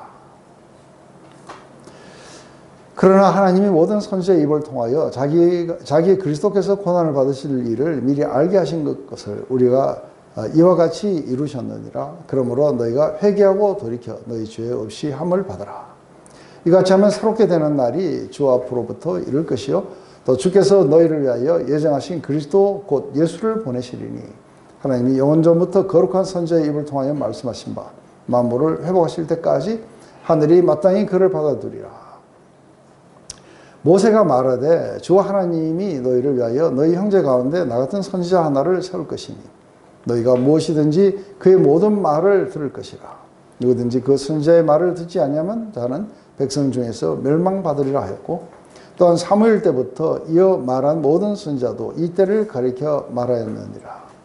너희는 선지자들의 자손이요 또 하나님이 너희 조상과 더불어 세우신 언약의 자손이라. 아브라함에게 이르시되 땅 위의 모든 족속이 너희 씨로 말미암아 복을 받으리라 하셨으니 하나님이 그 종을 세워 복 주시려고 너희에게 먼저 보내사 너희로 하여금 돌이켜 각각 그 악함을 버리게 하셨느니라. 그래서 제일 먼저 이제 너희는 이렇게 해서 너희 그 구원자 그리고 하나님이 보내신 그분의 종을 이렇게 죽였다는 거예요. 그런데 이제 굉장히 부드럽게 소망을 줘요. 소망을 주는 거 그렇지만 일단 너희들은 1급 살인죄는 아니다. 과실치사다. 몰랐기 때문에 그런 거다. 그래서 우리가 우리 고린도전서에서 그렇게 이야기를 해요. 이 지혜는 이 세대의 통치자들이 한 사람도 알지 못하였느니 만일 알았더라면 영광의 주를 십자가에 못 박지 않았을 것이다. 몰랐기 때문에 십자가에 못을 박았다는 거죠. 그래서 너희들도 그랬고 너희 관리들도 그렇고 너희들의 리더들도 사실은 몰랐기 때문에 예수님을 그렇게 십자가에 못 박혔다. 그런데 사실은 이거 이제 아느냐 그런 거예요. 그렇게 못 박았는데 사실은 이게 하나님의 계획 속에 있었다는 거 아느냐. 그게 뭐냐면 그러나 하나님이 모든 선지자의 입을 통하여 그리스도께서 고난을 받으실 일을 미리 알게 하신 것을 이와 같이 이루셨느니라. 그래 너희는 과실치사였고 그리고 하나님은 이 모든 일을 미리 계획하셨고 그리고 그가 고난을 받음으로써 이 일을 이루신 것을 이게 일이 그렇게 되었다. 너희들은 의론자를 갖다가 그렇게 못 박아 죽이고 너희들의 메시아를 갖다가 거부했지만 이 모든 것들은 선지자의 입을 통해서 하나님이 이 일이 이렇게 이루려고 하는 하나님의 섭리 속에서 너희들이 그렇게 행했다는 걸 너희는 이해해야 된다는 거죠. 그러므로 이제 이런 모든 것들을 해봤을 때 너희들이 하나님 보내신 그런 의로운 종 메시아 너희를 구원할 자 생명을 주시는 분을 너희는 거부하고 죽였다. 그렇지만 너희가 모르고 한 것이고 그리고 하나님의 계획 속에 이것은 원래 있었던 것이다. 그렇기 때문에 이제 구원을 받기 위해서 중요한 건 뭐예요? 이제는 회개하고 그리고 돌이켜 그래요. 너희 죄 없이 함을 받아라. 그래서 제일 먼저 해야 되는 게 이제 회개라고 그래요. 그래서 우리 이 회개에 대해서 조금 이야기를 조금 해봤으면 좋겠어요. 회개에 대해서 이야기하기 전에 우리가 이제 한 가지 한 거는 그러면 1급 살인죄는 뭐에 해당되는 거예요? 어떤 사람이 1급 살인죄예요? 그러니까 과실치사. 과실치사한 사람들은 이런 거예요. 갑자기 도끼를 펴려고 이래가지고 확 했는데 도끼 대가리가 날아가가지고 옆에 있는 현애가 맞았어. 이렇게 하면은 죽일 의도가 하나도 없었어요. 실수예요. 이런 자들을 위해서 뭘 만드는 거예요? 도피성을 만드는 거예요. 그래서 도피성에 가서 살게 되면은 이 보복이 이제 일어나지 않을 거예요. 그 도피성에서는 언제까지 살 수 있냐면 그 해에 대제사장이 죽을 때까지예요. 근데 우리의 대제사장은 영원히 살았어. 그러니까 영원히 도피성, 바로 예수님 안에서 우리는 이런 죄들은 전부 다 이렇게 용서를 받는다는 이야기죠. 근데 1급 살인죄들이 있어요. 모르고 한 거는 이게 과실치사예요. 1급 살인죄는 어떤 걸까 했을 때, 이거 한번 봐봐요. 한 번 빛을 받고 하늘의 은사를 맛보고 성령이 섭리한 바 되고 하나님의 선한 말씀과 내세의 능력을 맛보고도 타락한 자들은 다시 새롭게 하여 회개하게 할 수 없나니 이는 그들이 하나님의 아들을 다시 십자가에 못 박아 드러내놓고 욕되게 함이니라. 1급 살인죄는 뭐예요? 다 아는데, 다 알고 다 경험해보고 그러고 나서 예수님을 거부하는 거예요. 이런 자들은 다시 새롭게 할 수가 없다. 그래서 이거 모르고 한 게 아니라 이거는 아주 일풀하게. 이건 그게 누가 있느냐면 사단이 그럴 거예요. 사단이 모르고 그러지 않아요. 알아요. 그런데도 이게 끝까지 반대하는 것이겠죠. 왜 네? 왜 그러게 말이에요. 정신이 나갔나 봐요.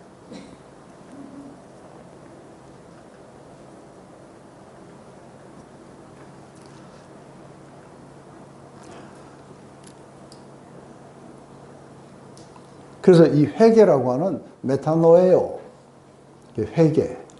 회개라는 이 단어가 뭔가 됐을 때 이 회개라는 게 그러니까 자기가 지은 죄에 대해서 슬퍼하고 그리고 죄책감을 가지게 되고 그러면서 막 울고 잘못했다고 고백하고 그런 거냐 했을 때 이게 메타노에오라는 이 단어는 그게 아니라 내가 이 방향으로 가고 있는 거예요. 그런데 정반대로 가야 돼요. 그러면 메시아를 거부하고 그리고 메시아를 갖다가 자기 삶에 절대로 받아들이지 않았던 사람들은 어떻게 돼요? 이게 회개가 뭐예요? 이제는 메시아를 자기들이 믿고 받아들이고 그리고 그분을 자신의 구원자로 주로 받아들이는 게 이게 회개예요. 그래서 돌이켜라고 했는 거는 우리가 컨버전이라고 해요. 우리가 회심이라고 그러잖아요. 컨버전. 우리가 본어게인 됐다 할 때 이제 우리가 컨버전이라는 건 회심이라고 많이 표현을 해요. 그래서 마음이 완전히 바뀌는 거예요. 그래서 하나님을 거역하던 마음들이 하나님을 순종하는 마음들로 바뀌게 되는 걸 이걸 회개라 그러는데 이것에 대해서 우리가 좋은 예가 하나 있어요. 그게 어떤 것이냐면 우리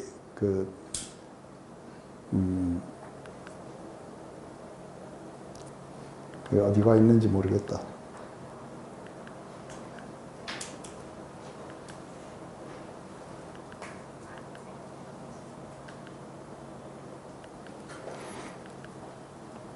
여기에요. 여기 보면은 마태복음에 보면 이 말이 나와요. 어떤 사람이 두 아들이 있는데 맏아들에게는 오늘 밭에 가서 일하니까 예 하고 이 사람은 안 갔어요. 근데 둘째 아들에게는 네가 밭에 가서 일할래? 그러니까 아니요 하고 나중에 자기가 후회하고 갔다는 거예요. 그 사람이 그 아들이 아버지가 그렇게 나에게 사랑으로 보냈는데 이 못난 놈 막 부르자면 웁니다 하고 가슴을 치고 이게 회개가 아니에요. 그러고 안 가면 끝이에요. 중요한 건 그렇게 할 필요가 없어요. 뭐만 하면 돼요? 돌이켜서 가면 돼요. 이게 이제 회개를 나타내주는 거예요. 우리는 하나님을 거역하고 그리고 예수님을 갖다가 마음에 두기 싫어했고 이렇게 갔던 이 이스라엘이 이제는 뭐예요? 예수님을 나의 구원자라고 믿음으로 받아들이고 이게 회심이에요. 그래서 이게 이제 돌이켜 하고 이렇게 하는 거죠. 그래서 방향이 바뀌면 돼요. 근데 우리가 이 방향이 바뀌는 것에 대해서 우리가 한 가지를 이야기를 하면은 이게 방향이 바뀌어야 되는 이유는 뭐냐면은 지금 이거예요. 우리가 이러이러한 것들을 말미암아 우리는 멸망에 이르게 됐는데 그런데 방향을 바꾸면은 하나님은 여전히 은혜로우셔서 이러이러한 것들을 우리에게 주실 것이라는 거예요. 그러니까 이 사실을 근거로 해서 우리가 마음의 방향을 바꿔야 된다. 근데 이들이 가지고 있는 이 마음의 방향이 왜 안 바뀌었던 거예요? 이들이 마음의 방향이 안 바뀌었던 것. 그 이유가 어디냐면 이들의 그 하나님을 기쁘게 해드리는 방식이 잘못됐던 거예요. 그 방식이 어땠느냐 하면 하나님이 주신 율법을 자기들이 그러니까 정확하게 잘 지키고 이름으로써 하나님을 기쁘시게 해드리고 그리고 이름으로써 자기들이 하나님의 뜻에 순종한다고 생각합니다. 그래서 우리 로마서 10장에 하나님의 의를 모르고 힘써 자기 의를 지키면서 버림받는 거예요. 그래서 이 사람들이 뭐 어떤 자질구레한 어떤 죄의 이 문제가 아니라 가장 중요했던 거는 하나님의 뜻을 몰랐기 때문에 이들은 자기의 의를 만들려고 했던 것이겠죠. 그런데 이제 하나님이 우리를 향하신 이 이스라엘 향한 뜻이 뭐냐면은 너희들은 그 율법의 의로는 의로하실 자가 없다. 그래서 그건 내 뜻이 아니다. 그건 나를 기쁘시게 하는 게 아니라 나를 이렇게 오히려 진노를 갖게 하는 그런 거다. 그래서 하나님이 기뻐하시는 너희들을 향한 뜻은 뭐냐 했을 때 바로 그가 보내신 이 구원자 예수 그리스도를 믿음으로 말미암아 우리 모두를 의롭게 만들어가는 것이다. 그래서 예수님이 오셔서 우리의 죄의 문제를 이게 제거해 주시고 그리고 모든 것들을 전부 다 지워 주셔가지고 우리를 의롭게 만들어 가시는 이게 하나님의 방식이고 이 방식을 받아들이라 하는데 이게 이제 이스라엘은 지금도 이렇게 많은 전쟁을 하면서도 여전히 지금도 어때요? 이 방식을 고수하고 있는 거예요. 그러니까 지금도 누구를 안 받아들이냐면 예수님을 안 받아들이는 거예요. 아직도 하나님이 자기들을 의로운, 자기들을 경건하게 사는 자기들을 지켜주실 것이고 그리고 우리가 승리하게 될 거라고 이렇게 말하는 거죠. 근데 그게 아니라 하나님 쪽을 향해서 돌아간다는 것은 자기 의가 아니라 그리스도의 의를 받아들이는 것. 하나님이 우리를 구원해 주시는 걸 받아들여야 된다. 근데 이게 바리새파에 의해서 주도됐던 거죠. 근데 이 바리새파들이 왜 이렇게 주도를 했느냐면 이게 결국은 왜 이 사람들이 전부 이 귀양살이로 갔는지 포로로 잡혀갔는지에 대해서 이걸 했을 때 이제 성전이 없어서 성전 예배를 못 드리고 있을 때 이 사람들은 이제 율법을 공부하기 시작했어요. 회당에서. 그러다 보니까 우리가 하나님의 이 율법을 지키지 않았구나 해가지고 그래서 우리가 부정적으로 하지 말아야 될 거 이런 건 하면 안 되고 저런 거 하지 말아야 될 거 365개예요. 그리고 긍정적으로 이러이러한 거를 해라 하는 건 또 250개예요. 그럼 총 몇 개예요? 615개. 요거를 하면은 자기들은 안전하고 의롭다고 그렇게 본 거죠. 근데 로마서 3장에는 아니 그걸로는 의로워질 수 있는 인간이 없다. 육체가 없다. 그래서 의의 시스템이 변해야 된다. 그것은 율법을 지키는 것과 상관없이 와야 된다. 인간은 절대로 스스로 의로워질 수 없으니 예수님이 바로 하나님이 그 구원자 예수님을 너희들이 보내서 그분을 고난받게 하셔서 너희들의 죄를 갖다가 없애는 부분이다. 이걸로 돌아와야 된다는 거죠. 그래서 우리가 하나님 앞에 설 수 있는 유일한 방법은 바로 예수님을 믿는 것 이외에 없다. 법을 지키는 게 아니라 예수님을 믿는 거다. 근데 이게 이 사람들이 이렇게 쉽게 잘 받아지지가 않아요. 그죠? 그래서 돌이키라고 하는 거예요. 돌이키라. 에피스트라포. 돌이켜라. 죄인들이 하나님을 향해 돌이켜라. 회심. 그래서 이렇게 회심을 하고 돌이켜서 하나님을 그러니까 우리가 잘못됐구나 하는 걸 갖다가 받아들이고 이렇게 반대 방향으로 걸어가려는 이 회심. 이게 우리로 하여금 죄가 사라지도록 만들어 줄 거라는 거예요. 그래서 죄 사함의 은총에 대해서 우리가 아는 부분에서 이렇게 이야기를 했어요. 제일 먼저 시편 51편에 주의 많은 긍휼을 따라 내 죄악을 지우소서. 나의 죄악을 맑게 씻소서. 나의 죄를 깨끗이 제하소서. 이사야서 43장은 나는 나를 위하여 내 허물을 도말하는 자니 내 죄를 기억하지 아니라. 도말하다 이게 씻다는 거, 와이프아웃. 내가 내 허물을 빽빽한 구름같이 내 죄를 안개같이 없이하였으니 너는 내게로 돌아가라. 내가 너를 구속하였습니다. 이게 이제 많은 사람들이 자기가 필링으로, 그러니까 죄가 사라졌다고 느낄 때까지 울어요. 그죠? 그게 우리의 죄를 씻을 수 있을 거라고 그렇게 착각하는 거예요. 근데 죄를 씻으소서 하는 게 왜 저게 나오느냐 하면은, 이제 우리가 이렇게 하면 생각해요. 옛날에는 그 잉크에 화학약품이 없어요. 그래서 우리 여기에다가 이거 이제 칠판에다가 매직으로 쓰면은 어떤 것들은 이렇게 쓰고 난 뒤에 지우면 싹 지워져요. 근데 화학약품이 많이 들어간 거는 쓰고 난 뒤에 지워도 잘 안 지워져요. 그런데 옛날에는 뭔가 이게 장부 같은 거 이런 거 할 때 이게 화학약품이 없는 잉크로 써놓으면은 나중에 그거 뭐예요? 스펀지 같은데 물 이렇게 적셔갖고 이렇게 지우면은 싹 지워지는 거예요. 이런 개념으로 해가지고 내가 와이프 아웃 했다. 이게 다 지웠다 하는 거예요. 그래서 우리가 지은 목록들이 딱 있는데 죄를 지을 때마다 하나님의 기억의 창고든 아니면 어떤 책에다가 현에 딱 하고 이제 지난 여름에 어쩌고 하면서 이제 다 있는 거예요. 그런데 이게 확 돌아서는 순간에 어떻게 되냐면 이게 스펀지로 싹 다 지워버린다는 거예요. 그리고 어디냐면 하나님의 기억의 창고 속에서도 지워버린다. 난 다시 기억하지 않겠다고 말씀하세요. 이게 우리 죄를 지우는 방법이라고 구약에서 수도 없이 이야기를 해요. 그래서 내가 그것을 지워주면 지워지게 될 것이라는 거예요.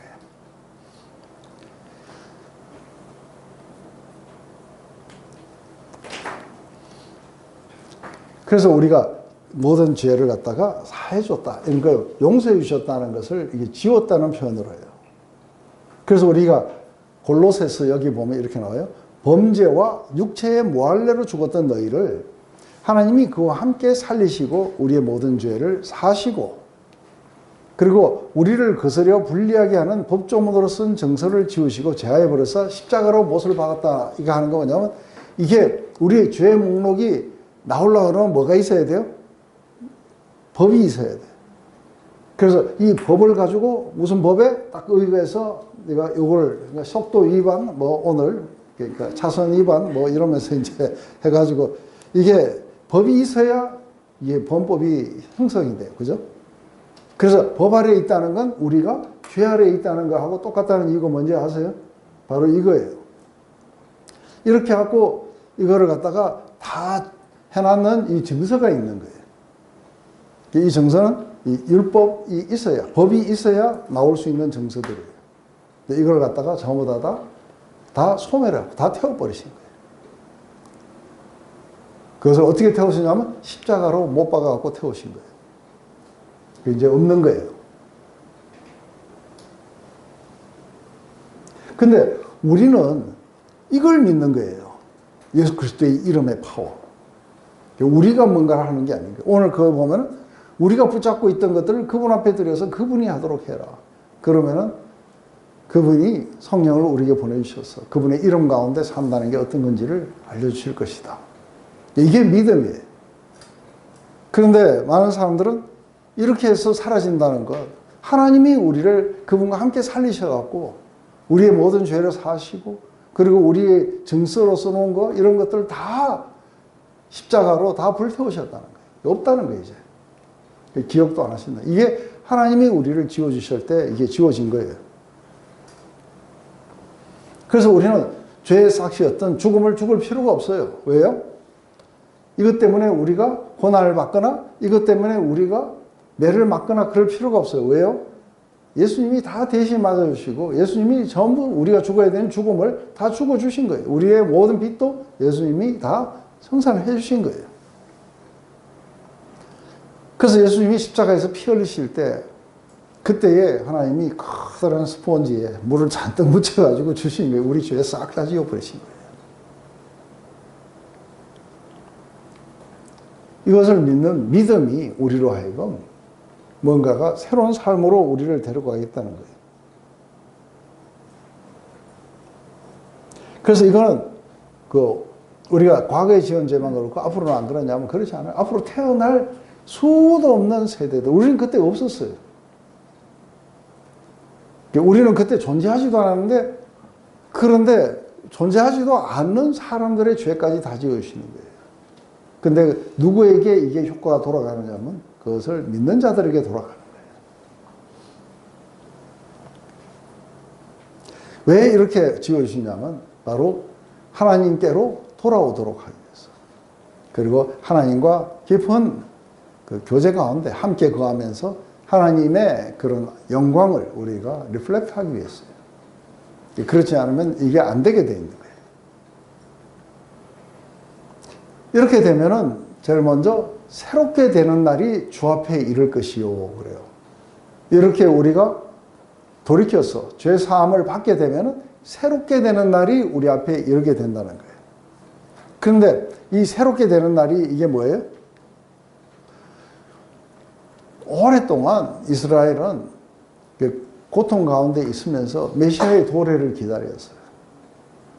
그리고 궁극적으로 이스라엘이 학대당하고 그리고 기근에 시달리고 그리고 많은 질병들로 시달리고 했던 그 이유가 어디서 있냐면 이스라엘이 죄 때문에 그랬어요. 그런데 근본적으로 죄의 문제가 사라지고 나면 그들 안에는 새로운 삶이 오게 될 거라는 거예요. 그래서 새로운 날, 새롭게 되는 날이 주의 앞에 앞으로부터 우리에게 이룰 것이라고 약속해 주시는 거예요. 그런데 이들은 메시아를 기다렸다가 마침내 오시니까 거절해 버렸어요.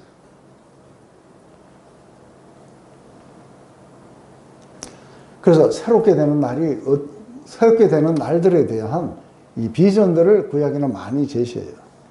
그게 뭐냐면 이리와 양기 함께 살고 표범과 어린 염소가 함께 누우며 막 이런 이야기가 나와요.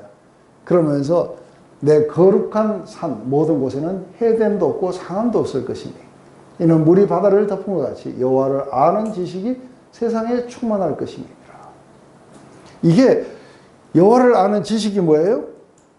누구를 통해서 가르쳐 주시냐면 예수님을 통해서 가르쳐 주시는 거예요. 그래서 우리가 여호와를 알자, 힘써 여호와를 알자 한 그 호세아서의 이 호소가 어디냐면은 이 고멜처럼 끝도 없이 하나님을 향해 거역해서 도망가는 바로 이 고멜을 향한 끝없는 이 호세아 선지자가 찾아가서 또다시 데려와서 마침내 뭐예요? 이 고멜을 갖다가 사랑하면서 끝이 나는 이야기예요. 그래서 이게 흠이 많은 이 이스라엘이었던 이 고멜의 뜻이 뭐냐면 완성된 자예요. 우리의 완성은 어디서 오느냐면 바로 하나님이 우리를 사랑하시고 죄를 사해 주시고 그리고 우리에게 새로운 삶을 주심으로써 완성이 되는 거예요. 우리가 우리를 새롭게 할 수는 없어요. 하나님이 우리를 새롭게 만들어 가실 때 그때의 내 성삼위는 이런 것이 없다는 거예요. 왜냐하면 여호와를 아는 지식이 물이 바다를 덮은 같이 여호와를 아는 지식이 온 세상에 충만해질 거라는 거예요. 그리고는 이새의 뿌리에서 한 싹이 나서 만민의 기초로 서게 될 것이요. 이건 누구냐면 예수 그리스도세요. 이분이 서셔가지고 온 세상을 다스리는 날이 오게 될 거라는 거예요. 이게 영화롭게 될 거라는 거예요. 이게 새롭게 되는 날이에요. 우리 모두가 다 이 날을 기다리고 있는 거잖아요. 그러면서 이제 또 우리 이사야에서는 광야와 메마른 땅이 기뻐하고 사막이 백합같이 피어서 즐거워하고 무성하며 이런 모든 것들이 있어요. 그죠? 그 모두가 다 여호와의 영광 곧 우리 하나님의 아름다움을 볼 것이며 그때 맹인이 눈을 밟을 것이고 못 듣는 사람이 귀가 열릴 것이고 그때 저는 자가 사슴같이 뛸 것이며 말 못하는 자의 혀는 노래하리라. 거기에 대로가 있는데 이 대로에 이제 이리로 향해 가는 그 하나님의 거룩한 성산 해암도 없고 아름다운 하나님의 영광을 볼 수 있는 그리로 가는 길이 있는데 거기 누가 가느냐면 오직 구속함을 받은 자만이 그리로 행할 것이며 여호와의 속량함을 받은 자들이 돌아오되 그러면서 시온에 이르러 그들의 머리 위에 영원한 희락을 띠고 기쁨과 즐거움을 얻으리니 슬픔과 탄식이 사라지게 될 거라는 거예요. 이게 우리가 꿈꾸는 소망이에요. 이거를 여기에서 우리가 죄사함을 받았을 때 이것을 여기가 이제 시작이 돼요. 하나님 나라는 이미 너희 가운데 임하였느니라. 그 하나님 나라를 우리가 경험하게 될 거라는 거예요. 새롭게 되는 날이 주의 앞에서 이룰 것이라는 거예요. 그리고 모든 저주가 다 사라지는 것은 이제 모든 것이 예수님의 통제 안에, 그분의 통치 안에 들어오지 않는 게 아무것도 없을 거라는 거예요. 그렇기 때문에 죄 사함을 받아야 되는 거예요. 그래야 이런 천국을 소유하게 될 것이라는 거예요. 그런데 여기에 이상한 이야기가 있어요. 이게 좀 어려워요. 주께서 너희를 위하여 예정하신 그리스도 곧 예수를 보내리니. 근데 이거는 뭐예요? 그리스도 예수를 보내리니. 하나님이 영원전부터 거룩한 선지의 입을 통하여 말씀하신 바 만물을 회복하실 때까지 하늘이 마땅히 그를 받아들이라. 이거는 예수님을 그러니까 우리의 구원자로 보내신 게 아니에요. 이거는 재림이에요. 그래서 예수님을 보내시는데 언제까지는 못 보내시냐 하면은 이스라엘이 회개할 때까지예요. 그래서 이게 뭐냐? 하나님이 영원전부터 거룩한 선지자들의 입을 통하여 말씀하신 바 만물을 회복하실 때까지 하늘이 마땅히 그를 받아들이라. 그래서 모든 만물을 회복할 때 그때에 예수님은 다시 이 땅에 오시면 모든 것이 다 종료가 되고 우리가 여기서 읽었던 모든 내용들이 전부 다 이게 성취가 되게 될 거예요. 그때까지 내가 내 원수들을 모두 제압할 때까지 발등상이 되게 할 때까지 너는 내 우편에 있거라 하고 말씀하신 거예요. 그러니까 하늘이 마땅히 그를 그렇게 받아두고 계신 거예요. 그래서 하늘에서 통치를 하시면서 그런데 이렇게 새롭게 날이 이르를 때 다시 예수님을 보내주시겠다고 하시는 거예요. 하지만 그때까지 모두가 다 그러기 때문에 우리가 해야 되는 게 뭐냐 했을 때 이제 우리는 돌이켜서 죄사함을 받고 그리고 이것이 퍼져나가야 된다는 거예요. 예, 그러면 이런 크고 영화로운 날이 우리에게 이르게 될 것이다 하는 거죠. 근데 보면은 이게 이제 우리 스가랴서에 보면은 이제 굉장히 이렇게 멋있는 어떤 이렇게 나오는데 12장, 13장, 14장이 그렇게 돼요. 예수님이 오셔갖고 이제 고난을 당하신 이후에부터 일어나는 이야기예요.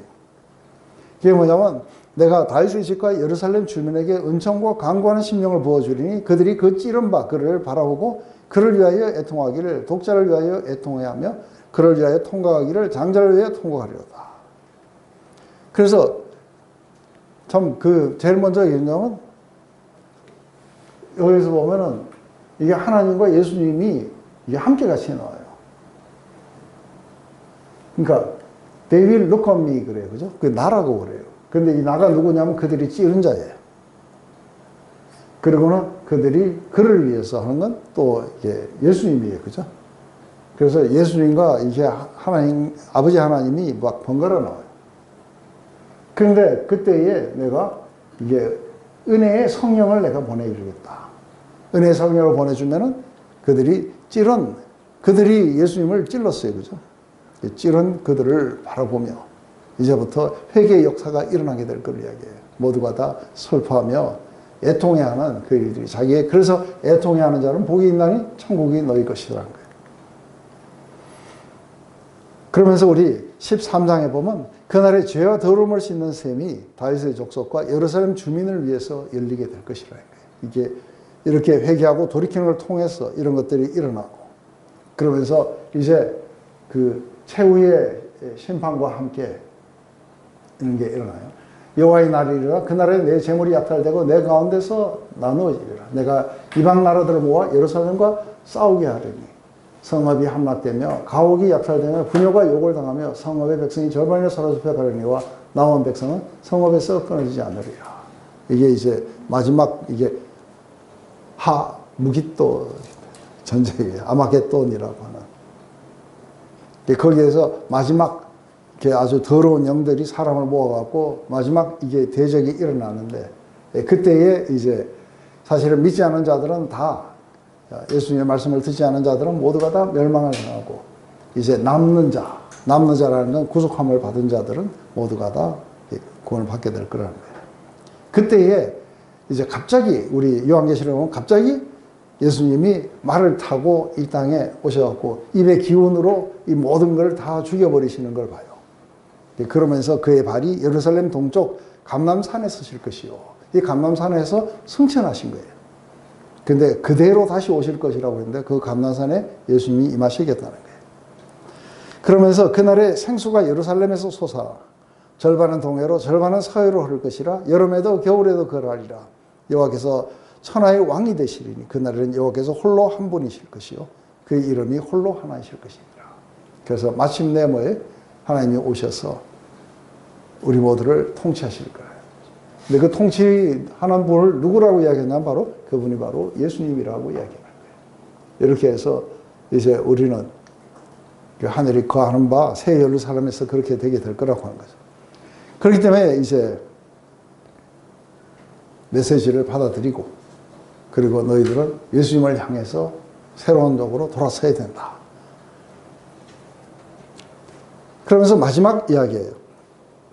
모세가 말하되 주 하나님이 너희를 위하여 형제 가운데 나 같은 선지자 하나를 세울 것이니 너희가 무엇이든지 그의 모든 말을 들을 것이라. 누구든지 그의 말을 듣지 아니하는 자는 백성 중에서 멸망을 받으리라. 그래서 이게 모세가 신명기 18장에 한 말이에요. 그래서 신명기 18장에서 이렇게 했을 때 그때 이제 나와 같은 선지자, 그러니까 인간의 몸을 입고 온 어떤 선지자인데 그 하나를 일으킬 것이다. 그의 말을 들으라. 듣지 않으면 모두가 다 멸망하게 될 것이다. 이게 이제 또한 이들에게 회개하고 돌아서야 되는 그 이유가 바로 지금 여기에죠. 죄사함을 받고 하나님 나라가 오고 메시아가 다시 오실 것이다. 그래서 예수님을 받아들이냐 안 받아들이냐에 따라서 너희들의 운명이 이렇게 달라질 것이다. 그러면서 또 사무엘 때를 이야기를 해요. 사무엘 때도 모든 선지자들이 이 때를 이야기를 한 것이다. 그래서 모든 구약의 선지서들이 전부 다 예수님이 이 땅에 어떻게 오시고 이 이야기들을 전부 다 이렇게 포인트하고 있어요. 어떻게 하나님이 마지막 다스릴 것인지. 그러면서 이제 이야기를 마지막 마무리하는 거예요. 너희는 선지자의 자손이요. 또 하나님이 너희 조상과 더불어 세우신 언약의 자손이라. 그 너희들은 그 선지자가 너희들의 조상이 아니냐. 조상의 말을 듣고 그리고 또한 하나님이 언약을 맺으셨기 때문에 그 언약의 자손들이다. 너희들에게는 약속이 있고 너희들에게는 선지자가 했는 그 말이 있다는 거예요. 근데 그 중에서 이제 우리가 중요하게 생각하는 건 이것이다. 아브라함에게 이르기를 땅 위의 모든 족속이 너희 씨로 말미암아 복을 받으리라 하셨느니. 그래서 너희 씨로 말미암아, 너로 말미암아가 너희 씨로 말미암아 복을 받으니 바로 너희 씨가 누구냐면 바로 예수 그리스도라는 거죠. 그래서 하나님이 그 종을 세워 복 주시려고 너희에게 먼저 보내서 너희로 하여금 돌이켜 각각 그 악함을 버리게 하셨느니라. 너희들에게 복 주려고 그의 씨로 말미암아 모든 만민이 복을 받을 것이라고 했는데 그 씨를 예수 그리스도를 통해서 보내셨다는 거예요. 그렇기 때문에 너희들을 복 주려고 한 것이니 너희들은 각각 돌이켜서 그 악함을 버리고 예수님 앞으로 돌아와라. 그러니까 이게 우리로서는 이게 뭔가 구약도 잘 모르고 하면 이게 이해하기 어려워요. 근데 이게 구약을 잘 아는 사람들에게는 구약에 있는 것들을 굉장히 많이 인용을 하면서 지금 설명을 하니까 이 사람들이 이제 가슴에 찔림을 받는 거죠. 그러면서 이제 어떻게 돼야 되는가. 그 결과 5천 명이 들어와요. 그래서 우리 4장은 다음에 하겠지만 사도들이 백성들에게 말할 때 제사장들과 성전을 맡은 자와 사두개인들이 이르러 예수 안에 죽은 자의 부활이 있다고 백성을 가르치고 전함을 싫어하여 그들을 잡음에 날이 저물었으므로 이튿날까지 가두었으나 말씀을 들은 사람 중에 믿는 자가 많으니 남자의 수가 약 5천이나 되었더라. 여자는 더 믿어요.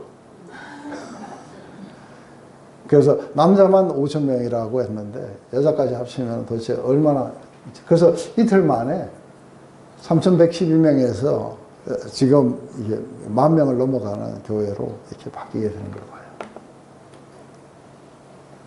오늘 우리가 이 속에서 한 가지 그 중요한 것은 우리들의 생각을 바꾸는 것, 우리들의 마음을 바꾸는 건 굉장히 중요해요. 그것은 우리에게 뭔가 자질구레함 이런 것들을 하는 것이 아니라 우리가 하나님을 등지고 그렇게 갔던 것을 하나님을 향해서 이렇게 가야 된다. 그러면서 그 안에 굉장히 중요한 것 받아들여야 되는 것은, 그것은 우리가 우리 스스로가 구원할 수 있는 자가 아니라는 거예요. 우리의 의는 오직 예수 그리스도로 말미암아 우리에게 난 것이니 선물이에요. 그래서 우리의 선물이기 때문에 우리가 할 수 있는 것은 그것을 받아들이는 그 믿음이 필요하다는 거예요. 근데 그 믿음으로 그것을 받아들이면 성령을 받게 되고, 그러면 이제 예수 그리스도의 이름으로 산다는 게 어떤 것인지를 보여주겠다고 하시는 거예요. 그것은 바로 그 예수 그리스도의 이름이 오늘 이 사람을 낫게 했고 너희들을 새롭게 만들어 주실 것이다. 그러니까 예수 그리스도를 믿는 믿음에 너희들이 동참하라 하고 이렇게 호소하는 거죠. 제가 볼 때 굉장히 멋있는 설교였어요. 그렇지만 좀 그냥 읽으면은 뭔 말인지 그냥 몇 번을 읽어도 그냥 지나칠 것들이 많아가지고 오늘 한번 자세하게 풀어봤어요. 기도하고 마칠게요. 하나님, 오늘 안전뱅이를 다시 이렇게 일으키시는 이 사건을 통해서 무엇이 이것을 진정으로 이렇게 가능하게 했는지, 그것은 바로 우리가 예수 그리스도를 믿는 믿음이 이 사람을 온전하게 일으켰다는 걸 말하는 것을 봅니다. 우리의 모든 삶에 어떻게 변화가 오고, 우리 삶에 어떻게 기적들이 경험하며, 우리 삶은 어떻게 하나님이 원하셨던 그런 어떤 영광의 삶으로 우리가 갈 수 있는 것인지, 그것은 단 하나밖에 없는 것을 압니다. 우리 스스로가 하려고 했던 것에서 돌이켰어.